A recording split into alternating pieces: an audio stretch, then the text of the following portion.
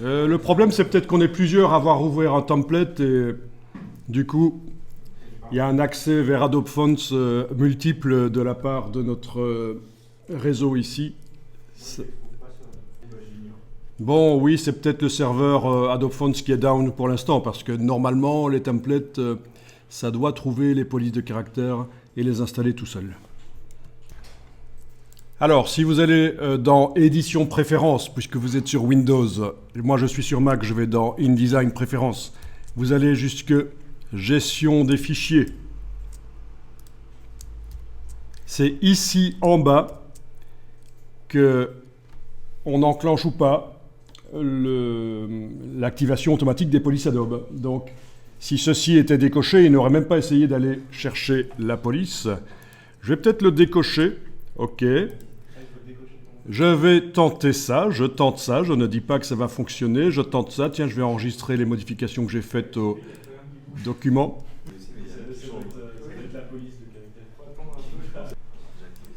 Voilà.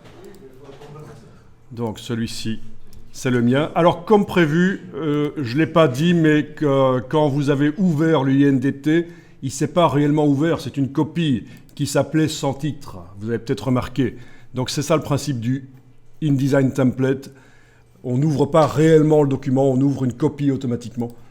Donc,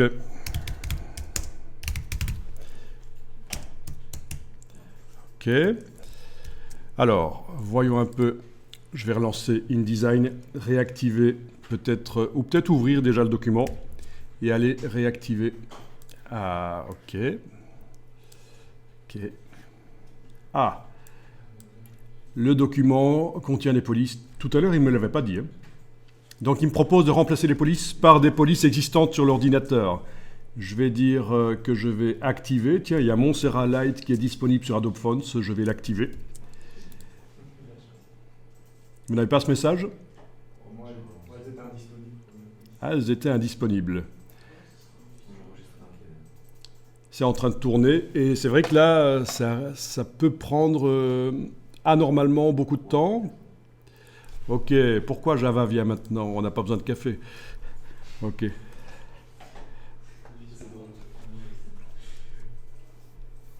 Donc, comme on dit en wallon, il y a une sacoué qui van WC.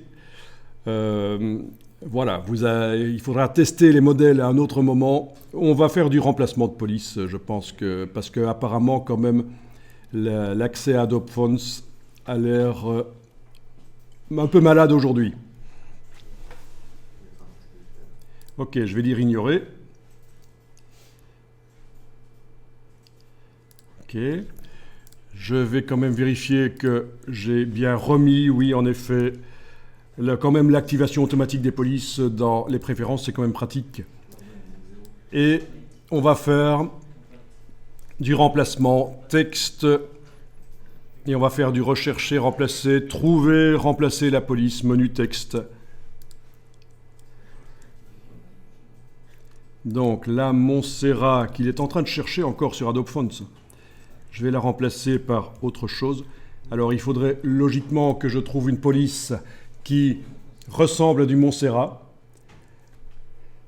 Il faudrait que j'aille pour ça sur le web faire quelques petits tests, prendre la Montserrat et voir avec un... Quoique, on pourrait aller sur Adobe Fonts aussi, parce qu'il y a tous les outils pour voir les polices similaires, mais je vais remplacer juste par du Minion Pro la police de base de Adobe. C'est ce qui est réglé là. Alors, est-ce qu'on a une version light du Minion Pro ici? Non, il n'y a pas de version light. Il n'y a pas de version fine. C'est pas grave. Allez, tout remplacer. Voilà. Terminé. Voilà.